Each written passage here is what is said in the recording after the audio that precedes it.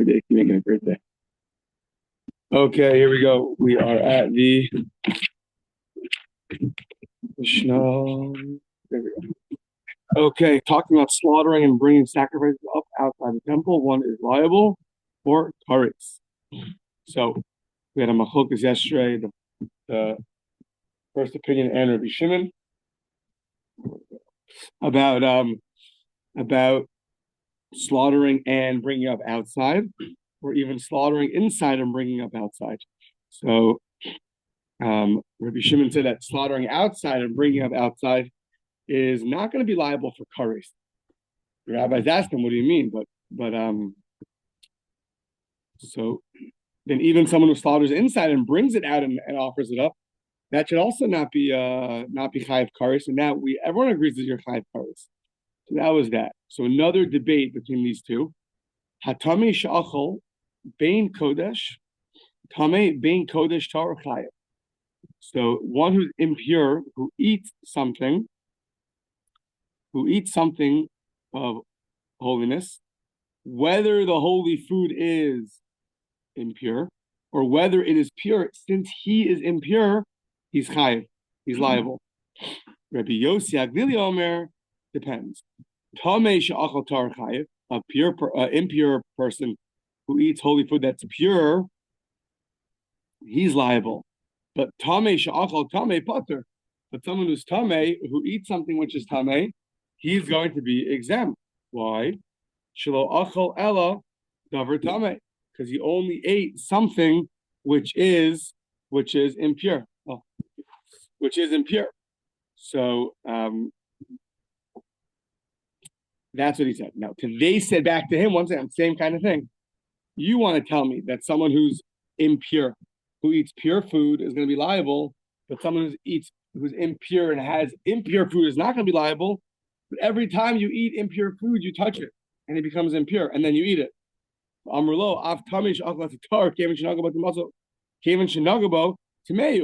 Every time an impure person eats pure food, so he touches it and the food becomes impure, and that you say he's liable. So what's the difference? What's the difference between a pure person eating food that's pure, when he touches it becomes impure, and then he consumes it, versus if it was already impure from the get-go? And apparently we're not going to suggest that this violation is only talking about a case where your friend sticks the food down your mouth. Right, that would be a case where when you eat it, you don't impurify it; it goes straight down. We're not. That could be a case where you don't have to touch it, but it sounds like we're not limiting it to that case. We're the last line of the Mishnah. So now the tahor sha'achal tamei pater, someone who's pure that eats something impure. Now he's still not allowed to do that, but he's not chayav kares. For someone who's pure that eats the food that's impure, so he's going to be pater, exempt from kares. However, why? She'eino chayav ela al tumas haguf, because the chiyuv kares, it says v'tumaso alav, the tumas upon him, and then it says kares. So it has to be that he himself is impure. Okay. Now, basically, for a while, we're going to go through different scriptural sources to prove all these points. So the first point is that if you offer something up outside the temple, one is liable. Now, the rule of thumb in the Torah is that to be liable, you have to have a warning and a punishment in the Torah itself. The Torah has to say you cannot do this, and it has to say, and if you do it, you'll be punished. So, Bishlama ha'Allah ksiv onesh uksiv azhara. When it comes to bringing a sacrifice up outside the temple, it's the first line of the Gemara. When it talks about bringing up a sacrifice outside the temple, it says onesh, and it says an azhara, and it says a warning. Where do I see this? So this is all going to be from 17th chapter of Vayikra. It says "Dichsiv el Pesach ohel moed lo yavienu." You should not bring this into the entrance of the tent of meeting. So that's going to be the ashara. That's the warning. The warning that you cannot bring something up outside the temple. Now, That's the punishment. Sorry. El Pesach lo Yavien, and that pasuk says, yeah, it says v'nichras. At the end of the verse, it says v'nichras. That one gets kares. Azhara, the warning is this hishamar lecha, that one should be careful. Be very careful. Pentala olosecha. Be very careful not to to bring up your offering only in the place that I command, not anywhere outside. And the rule is when it says these words in the Torah, hishamar or pen, it all is referring to a negative warning, negative. Whenever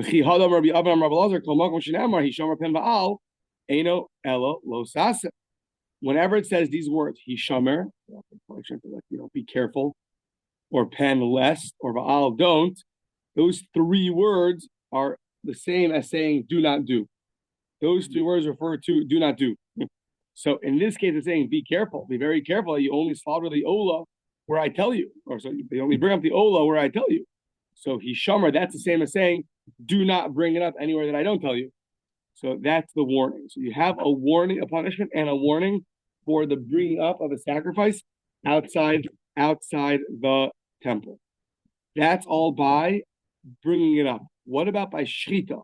Doing shrita outside the temple. Ella shrita. What's a shrita? This is going to be more complicated. Bishlama onesh tichsiv. It says in onesh. What's the punishment? It says over there in the 17th chapter of Vayikra vel Pesach al Moed lo haviu, that it says there, anybody who slaughters outside the camp, don't bring it in. Meaning that's a and if you do bring it in, you're chayav kares. So meaning anything that was slaughtered outside is going to be chayav kares. So okay, that's the punishment. Now ella azhara min olam. What about the warning? You have to have a warning. Amar Kra, another verse over there in the 17th chapter of Vayikra says, "V'lo yizbechu od." You shouldn't slaughter it anymore. That the Gemara understands now. That's a warning to not slaughter anymore. It was referring to don't slaughter the animals outside the temple anymore. So that's a don't, a do not do. That's the warning. We had the punishment earlier. So you're good to go. Warning and punishment. The problem is that this verse v'lo yizbechu od is a little bit vague, and some use it for other expositions. So if you use it for other expositions, then you don't have it available to use it for the warning of slaughtering the animal outside the temple. So one of those people are Rabbi Gleizer. Rabbi Gleizer uses it for something else. What do you use it for? A totally different context. There's something called markolis. It's a form of idol worship. You throw rocks at the idol worship, and usually one would have thought that the only idol worship that's going to be prohibited is one that's done in a respectful manner. This idol worship is you throw rocks at it. So that we're going to learn, you're still liable. Not only are you liable if you do it in the regular manner, you're even liable if you do it in the irregular manner. Any kind of form of serving this idol is going to be prohibited. How do I know that? How do I know if I slaughter an animal to markolis? So the actual idol worship of this markolis is throwing rocks at it. How do I know that even slaughtering an animal to this idol, and I'm going to be liable? Usually the rule of thumb is that you have to serve the idol the way it's usually served. However, sometimes you have inclusions that even when you serve it not the way it's usually served, if you slaughter things to it or bow down to it, things like that, you'll still be liable. This is one of those examples. As zbchim. So now, Rabbi Gleizer learns that this pasuk lo yizbechu od is referring to you should not slaughter anymore to their idols. You can't slaughter anymore. You can't slaughter your animals to their idols. Now, what's it referring to? So we already know that you cannot serve this idol in a proper fashion by throwing rocks at it. So it can't be telling you that. In Eino Inyan L'Kedarka, it can't be teaching you that you shouldn't serve it in a regular fashion. Because that's a different verse in Devarim. It says Eicha Yavodu, that teaches us that you cannot serve them in a regular fashion. So rather, below Yizbechu Od, our verse in Vayikra must be teaching you Hineu Inyan L'Shelo Kedarka, even if you serve it in an irregular fashion, such as sacrificing animals to it, you're also going to be liable. So what comes out? You don't have a verse that warns you about slaughtering outside the temple. So Amar Rabba, I can figure it out for you. Kari Bay below Yizbachu, but Kari Bay below Od. So interesting way to expound the verses is that the verse says you should not slaughter the animals to these idols. So that is only one word below, and you shall not. He understands you could put it on which part of the sentence you put it on. So that the part that immediately follows it below Yizbachu, that's for sure, and below Od. You can attach the below to the Od, and you learn another negative prohibition. What's that negative prohibition? Teaching you that you cannot slaughter outside the temple. That's Rabba's attempt to justify how this verse is the warning that you cannot slaughter animals outside. I think I mentioned one time, I don't remember to mention, but Rabbi Yaakov Kamenetsky writes that nowadays it's very hard for us to understand the way they used to expound the verses. So there's a different way of learning our learning. They used to learn by expounding the verses. We don't expound verses anymore, right? Only the Gemara expounds verses. So we're more logical, asking questions back and forth. So we've lost a level of sensitivity on how you see certain expositions in the verses. Sometimes they could feel a little foreign to us. Like, how do you get that from there? It's like that. Yeah. So this is one of those, to me, was one of those examples. So, okay. So either way, that's our source. Now, says the Gemara, that's not good enough yet. I still need it for something else. I need it for the following brisa. So we're now going to differentiate. We know that there's a period of time that you were allowed to build altars and bring up sacrifices on those altars. Those are called the bamos. In the middle of the shul, we have something called a bima, right? So we don't usually bring sacrifices to our bima, but a bama, right? It's a mound, a certain mound you'd build, and there's a certain period of time where you were allowed to sacrifice. That's called heter bamos. It was allowed, and there's a certain period of time called an isser bamos where it was not allowed.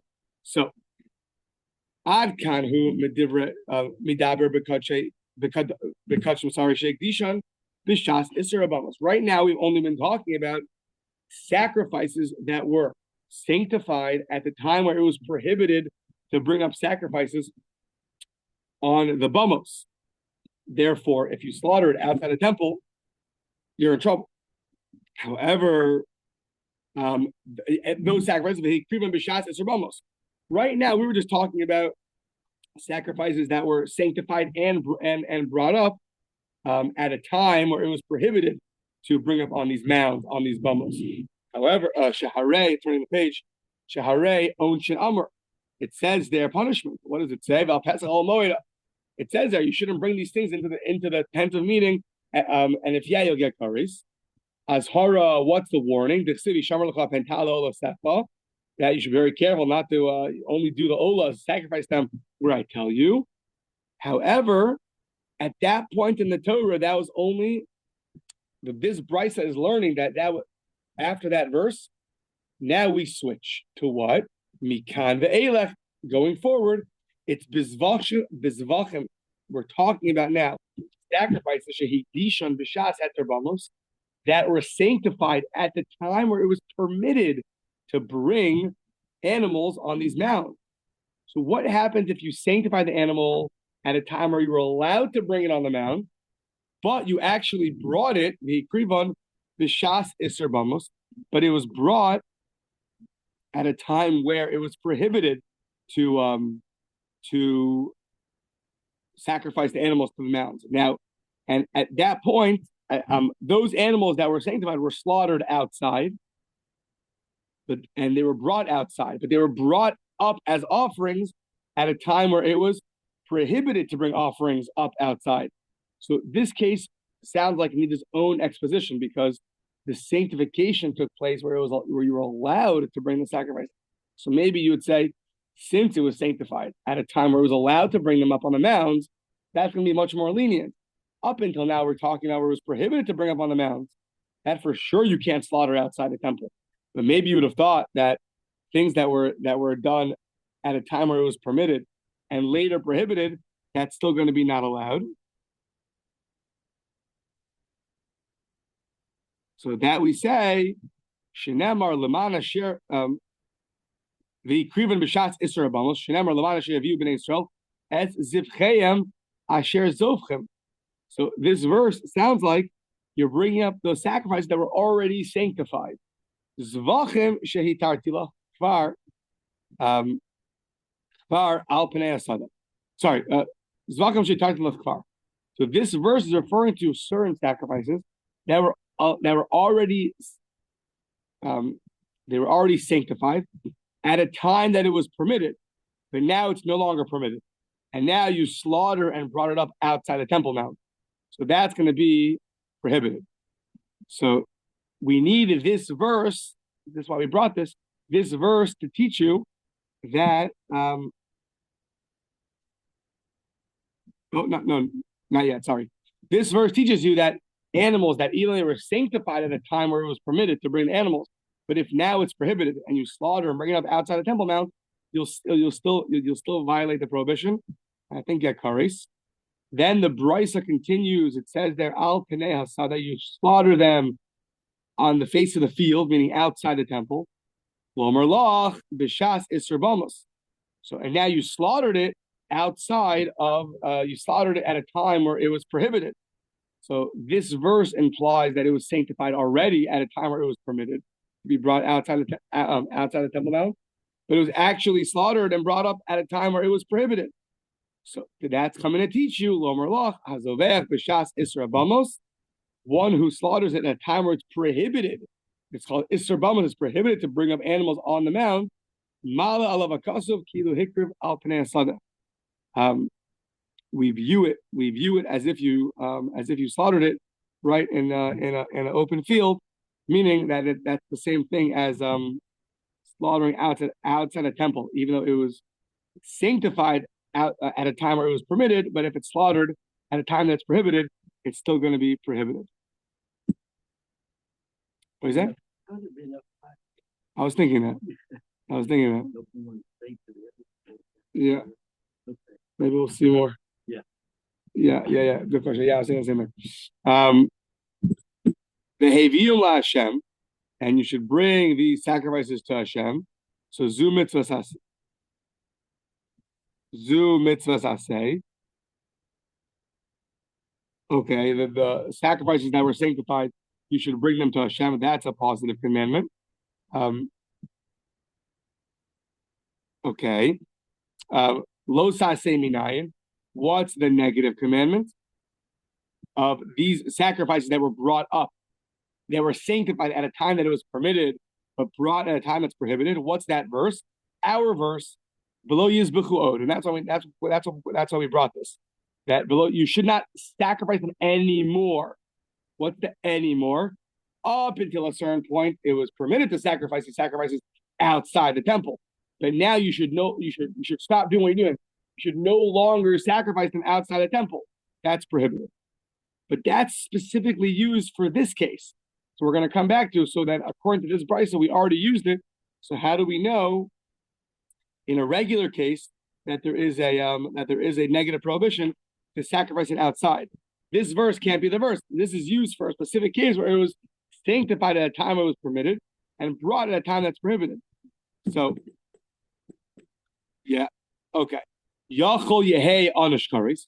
You would have thought that maybe such a sacrifice that's brought should have the same severity as a regular sacrifice being brought outside the temple mount, and therefore you would be liable kares. Talmud Lomar, Chukas Olam Tiyeh. The verse says, the end of that verse says, Chukas Olam Tiyeh, Zos Lahem L'Dorosam. This should be an eternal statute for you for all generations. Zos Lahem Velo Acharis Lahem. Meaning only, Zos Lahem means the only thing that's going to be a prohibition is that which is mentioned in the verse.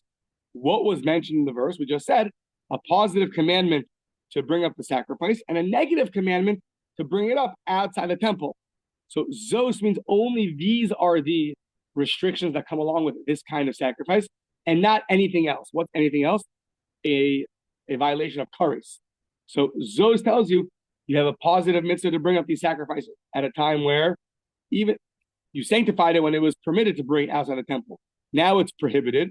You have a positive command to bring them in the temple, a negative command to bring it outside the temple, and that's it. Zos, only those, below acheres, and not others, such as kares. Kares one will not get. The verse teaches you special, I guess, a leniency, so to speak, that even though there's a prohibition to sacrifice these sacrifices outside the temple, but kares one will not get. Okay, so we still are now in search of a negative warning, a warning not to bring up sacrifices outside the temple. Regular case of prohibition to bring it outside, a regular bring a sacrifice outside the temple, we have a punishment. We don't have a warning. So we're going to try now to go through a bunch of kal v'chomers, and it's not going to work. Ella Amar, you might lose some details that are important. So Ella Amar Abaye, I should have said that. Ella Amar Abaye, kal v'chomer. There's a kal v'chomer. What's the kal v'chomer? Uma b'makom shelo anash hizir makom she'anash eino din shehizir. Says Abaye, we have a kal v'chomer to teach us that a place where there is no punishment of kares. So our case was the sacrifices that were sanctified at a time where it's permitted to bring them outside the temple. There's no punishment of kares, but yet there's a negative commandment. So our case, a regular case, where there is a punishment of kares, there for sure should be a negative commandment prohibiting you, right? If the less severe act has a negative commandment, for sure the more severe act of kares for sure should have a negative commandment. Okay, that's Abaye's attempt. Well, if this is true, you're going to play this game with me, well, I'll play it back and it's not going to work. Lo yomar lav b'chelev. Chelev are forbidden fats, only by a domesticated animal. Don't say any negative commandment. Just tell me the punishment of kares. How will I know there's a negative commandment? Very simple. Kal v'chomer. V'teisi kal v'chomer min nevela. From nevela, from a carcass, one that was not checked properly. What would be the kal v'chomer? Ma nevela shelo anash hizir. Chelev she'anash eino din shehizir. Nevela does not have kares, and yet it has a negative commandment. Forbidden fats that have kares for sure going to have a negative commandment.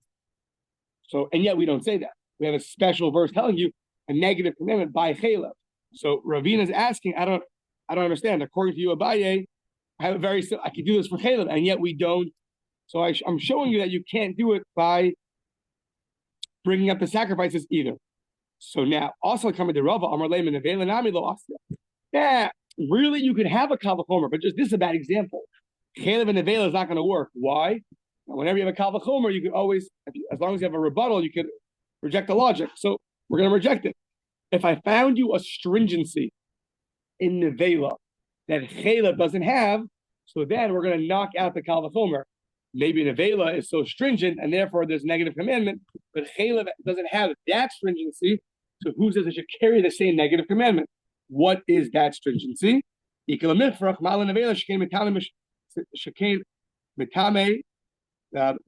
causes impurity. Chelev does not cause impurity. But nevela, you see the level of stringency that chelev doesn't have, and therefore the kal v'chomer is going to be refuted. Says the Gemara, okay, don't give up. Don't be shrutzen. What about from shrutzen? You could from the different insects and creepy crawlies that are forbidden. So those are learn from there that there's no kares and there's a negative commandment. So for sure, chelev that has kares should for sure have a negative commandment. So it says the Gemara, no, tmei and ma'al shrutzim.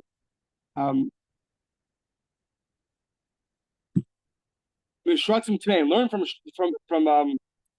from impure shrutzim. To that we say no. Ma'al shrutzim tmein shemetamin v'mashahu. Shrutzim that are impure, they can cause impurity even with a mashahu. Even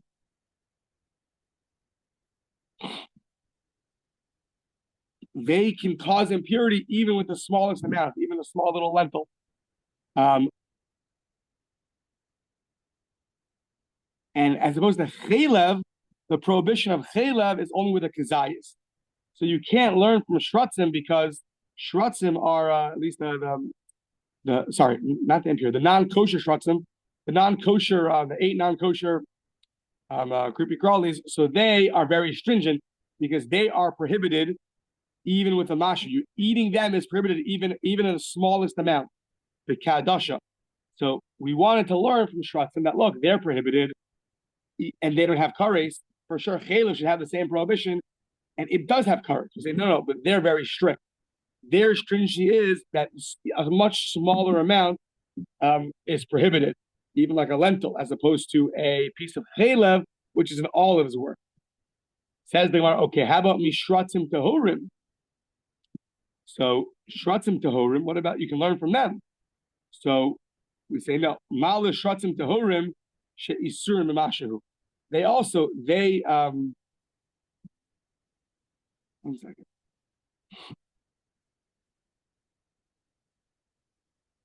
One second.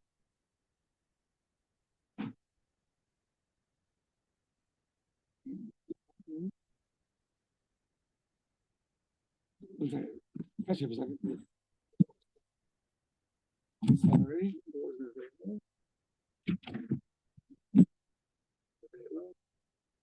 Yeah. Why is it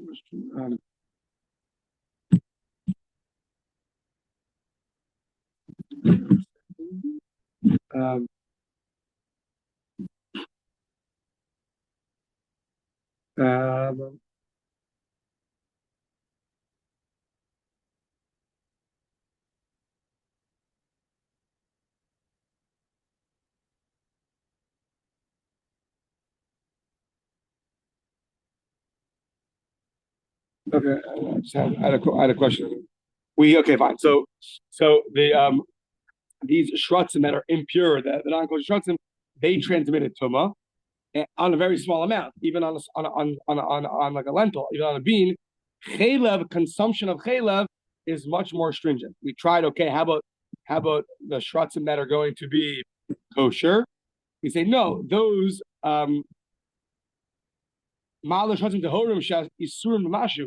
their prohibition is also very small, only with kadasha, like a small little bean. So their prohibition is like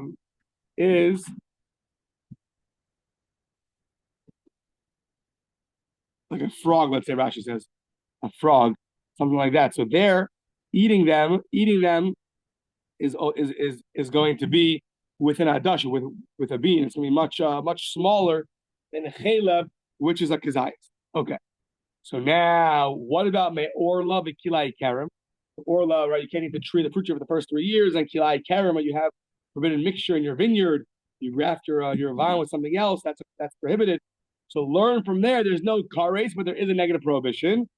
That the Gemara says no. Mala orla v'kilai karim shekani surim behana. Those are prohibited not just for eating, but they're prohibited getting any benefit from. Our case is of chaylev. There's no prohibition to get benefit from it. It's just a prohibition of eating it. How about shvius? Learn from shvius, the 7th year. There's prohibition. If there's no kares, so chaylev has kares, it should have the prohibition also. Now the shvius shekain tofeses dameh has a stringency.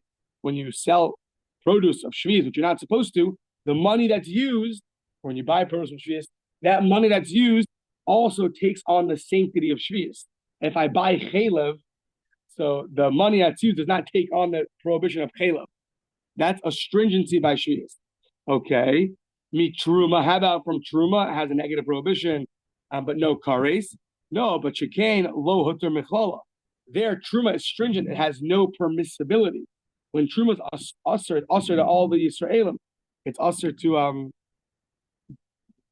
it's prohibited. Chaylev is permitted at least to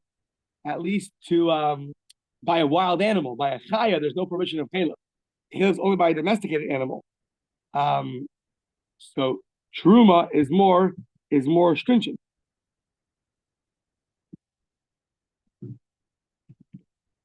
It's interesting because truma is permitted to the kohanim, right? But I guess to all Yisraelim, all non-kohanim, it's prohibited to. Yeah. Okay. So now mikulu nami. Shekain lo hutru michalam. So from all of these other cases, we could just brought this last line saying all of them are prohibited across the board. There's no exception.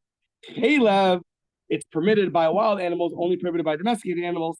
So therefore, it has a certain leniency, and therefore you cannot learn a kal v'chomer. Fine. Amar Rav, I kashali ha kashali. Rava says, if you want to ask me a question, this is my question. Haditnan, the Mishnah says, in Krisus, the opening day of Krisus, talks about the 36 things that a person is liable to kares for. So, Pesach umila, not bringing up the Korban Pesach and not doing a bris milah, is the only two positive commandments that one receives kares for. So, Pesach umila mitzvah say, those are positive commandments. Now, Kesi the kal v'chomer mi moser. You should learn out of kal v'chomer from other places that you're live that they are prohibited, such as let's say leaving food over until the morning. The sacrifices can't be left until the morning. That's called nosar. So nosar ma moser shlo anash hizir. Nosar, there's no punishment of kares, and yet there's a warning. Maybe Pesach and Bris Milah should get their warning from there. Ma Moses shall onish hizir. Pesach Milah shall onish ein odin hizir. So Pesach and Bris Milah, this should be their warning. Amar Rav Ashi, Amritz Lishmaitik made Rav Kahana. I said this teaching in front of Rav Kahana. What did he tell me back? Amar Li, no, mi Mosir lo Asa. You cannot learn from Nosar. Why? The Galamifrak Ma'ala Moses you can ein lo takana.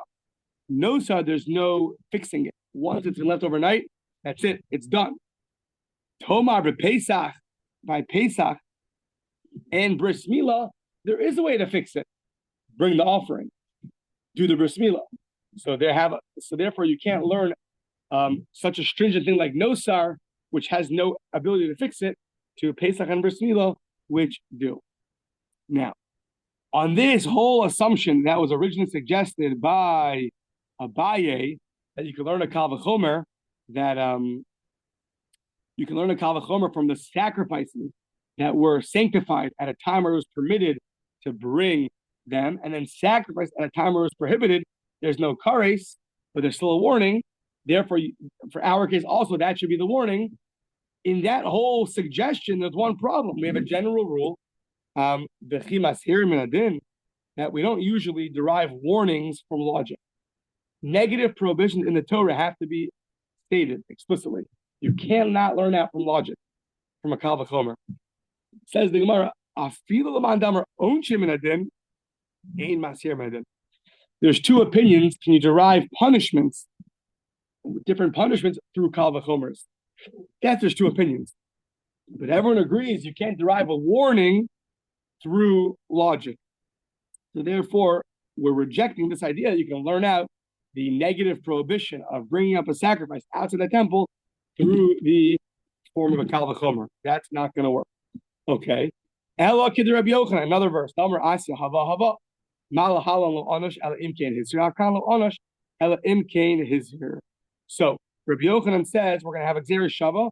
The word hava is found by shchita, slaughtering outside the temple, and bringing up. So it says by shchita you shouldn't bring that offering that was slaughtered outside. It says by bringing up, you shouldn't bring it up. And the Gzera Shava tells you that you're going to learn one from the other. You're going to learn shchita, which has kares, which has a negative prohibition. You're going to learn that out to bring up a sacrifice outside the temple is also going to have a negative prohibition, because the word hava. Fine. Just like by shchita, you only get a punishment when it's preceded by a negative commandment. So too, by bringing up the offering outside the temple, you're only going to get punished with kares if you have a negative commandment. So that is a suggestion of Rabbi Yochanan. Rava on the next page. Rava Amar ki Rabbi Yonah. Rava says like Rabbi Yonah, Rabbi Yonah. Asya. It says sham sham. The two words sham sham are used for Gzera Shava. Mala hala lo onish al imkein hisir. Akala onish al imkein hisir. It says sham by in Devarim, and just like over there, you only get warned if you only get punished if you get warned. So too over here, they're talking about the Ola.